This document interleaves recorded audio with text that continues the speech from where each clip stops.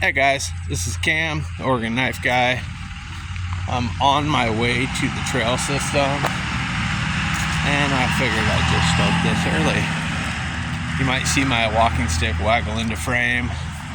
It's the one I'm actively whittling on, but we'll see how this goes. This might stay, this might go. So I got something new that I've been excited about. I know a lot of people have been excited about them. The new Case Crossroads barlow showed up yesterday. I didn't do an unboxing. I was gonna put it back in the box, but I was excited when I got it and I ripped it open, and I was gonna put it back in there and do an unboxing, and it just seemed too fake. So what I did want to do is compare it. I don't have any of the other Crossroads knives like the Sodbuster Jr. or anything, but what I do have is a couple other of their well, not a couple other, I have one other of their nice modern steel folding knives. Up here on this concrete wall, I'm going to stop and finish this, but so I was going to compare it. I have the Amber Peach Seed Jig 20 CV Stockman. It has the same cut through nail nicks, but it has a different blade finish. So I'm going to show those and do a little comparison. I did take the barlow out and compare it to other barlows that I have from Case. All right, we're going to call this good. All right, so that's the walking stick I'm whittling on right now. You can see the detail I carve into them. And then I've been carving these trees on top, which is fun. All right, so first, it's the Spyderco Urban in Rec 45. Absolutely love it. All right, so this Crossroads barlow is gorgeous. I don't know if you look, you can see it's not perfectly centered, but it's not that far off either. It's way close enough for me. It's got decent action, not perfect. The only thing I'm worried about, and I'm going to see if you guys can see it, but I don't see any steel in the pivot. I'm pretty sure that blade just rides on. In fact, it looks like there's some residue right there. The blade rides on G10 as far as I know, and if it cuts into it, won't it get blade slop? I mean, I don't know. But what I was starting to say was I compared this to a regular barlow when I first got it. I thought that the blade stock seemed thin, but I wish I would have brought it. But when I held it up, it's actually their regular traditional barlows are a little bit thinner. So this is just a little bit thicker blade stock than their standard.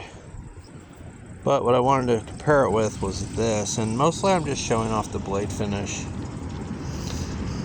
This is the 20 CV Amber Jig Peach Seed bone. It was a Shepherd Hills Cutlery exclusive as far as I know. I'm sorry, my dogs are trying to run off. There's Odin and Cyrus. They have this retractable leash, and they just went ahead and tried to chase the cars that drove by. So, the glory of dogs. All right, I'm gonna get this bad boy open. Okay, so there's the main clip blade.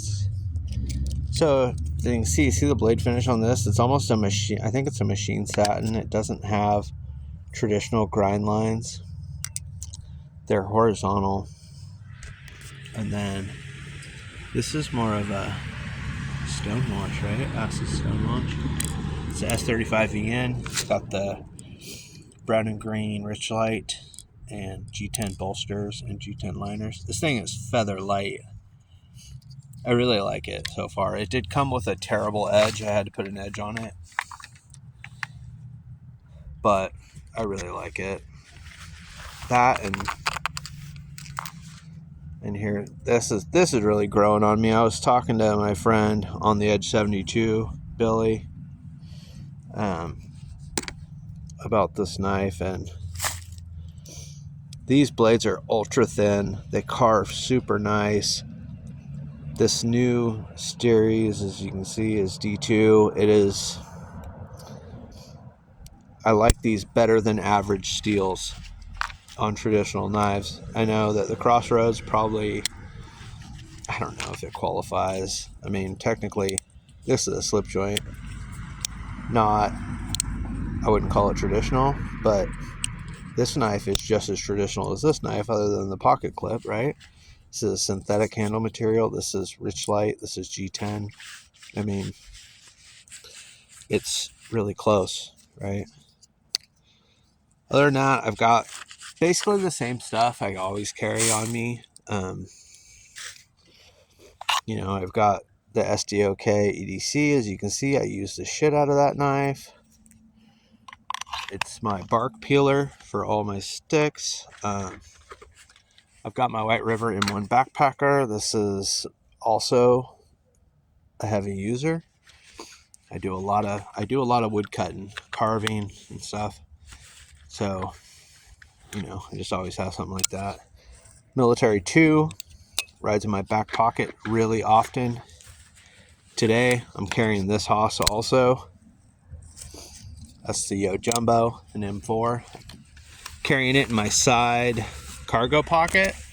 I've got, these dogs will stop, and when they stop, my leash becomes tight. Here, hold up for 1 second, guys. I gotta set that down.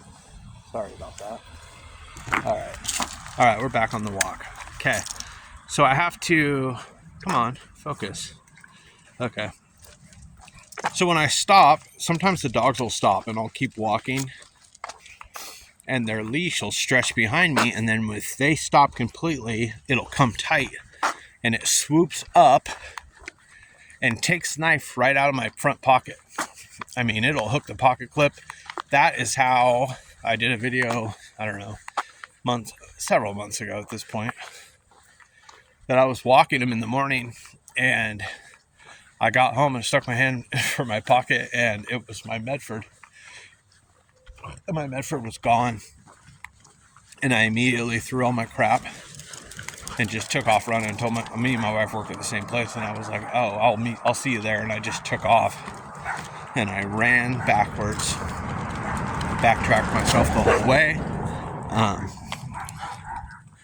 I found that it was a long ways away where it got swooped out of my pocket. We have an area called the River Walk, like right there. I don't know if you guys saw the camera jerk to the side. That was my stupid dog stopping to sniff a telephone pole.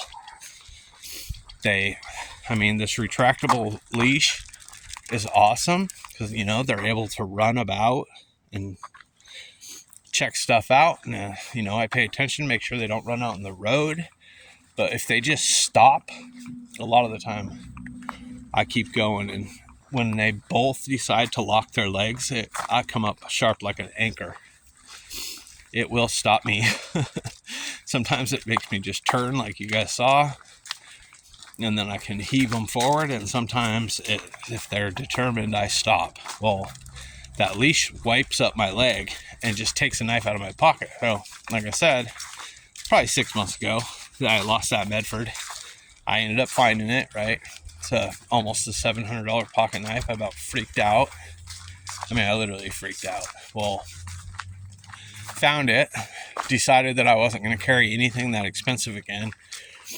And so that's why never on these walks when I'm in the woods you guys see me show off, you know, like there's a lot of my knives.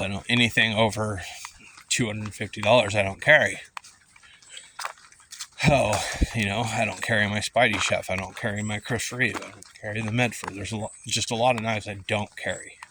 You know, I'll carry expensive slip joints because they sit down in my pockets, and you guys know me well enough at this point. If you watch my videos, I'm a type of collector that I collect knives because I love knives. I love to use them. I have knives that are on display, but they're definitely not the most expensive knives I have, and they're not the most collectible. The ones that are on display at my house are knives that have memories. Heck, my vacation knives that me and my wife got while we were on vacation together. Some of them, you know, growing up, my family we went camping and stuff, but we didn't do a lot of vacationing. And so when I got together with my wife and she was like, what do you want to do for vacation this year? And I'm like, what do you mean? Vacation, you know? I've told you guys about my past. I didn't do a lot of let's go out of town and have a family vacation. I mean, I can only think of once in the time that I was an adult that I loaded up with, it was me and a girlfriend and some friends, and we actually drove down here because over in Coos Bay there's a casino, and we came for 4 days to gamble and stuff.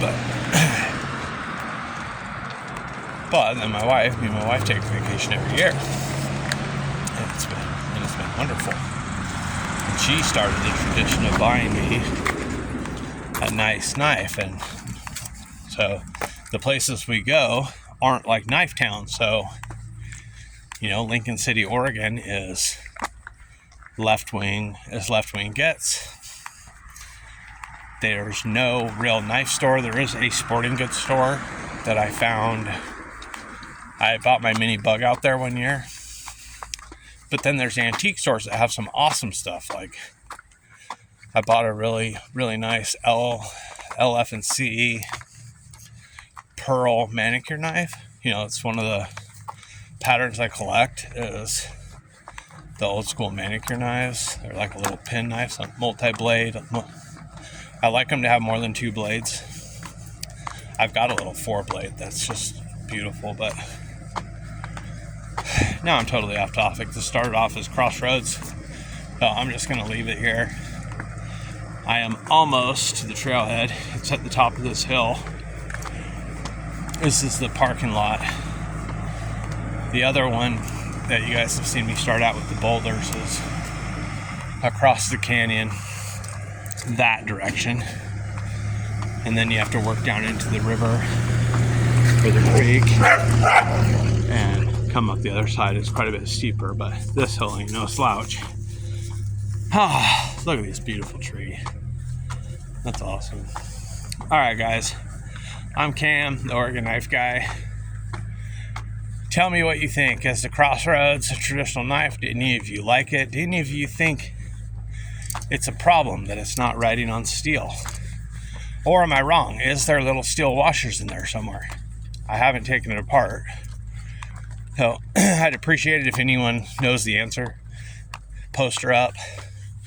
Let me know. And if you guys got one, let me know. If you made a video, I'd like to watch any other videos. So I'm Cam, the Oregon Knife Guy, and I'm out.